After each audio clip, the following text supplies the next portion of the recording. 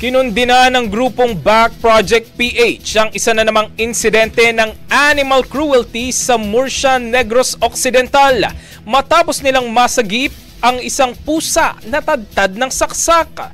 Ayon sa grupo, natagpuan ng may-ari ang alaga nitong si Moymoy habang naliligo sa sarili nitong dugo at nagtatago sa ilalim ng kama. Nakalabas na umano ang bituka nito dahil sa mga natamong sugat sa pananaksak. Agad dinala si Moymoy sa veterinary clinic para maipagamot, ngunit sa kasamaang palad ay binawian na rin ito ng buhay kalaunan. Nagpapasalamat naman ang grupo sa mga nagdasal tumulong sa pagpapagamot kay Moymoy. Maalalang hindi itong unang beses na may nangyaring animal cruelty sa lugar. Matatandaan dito rin nasagip noong nakaraang buwan ang nag-viral na aso na tadtad naman ng pana ang katawan.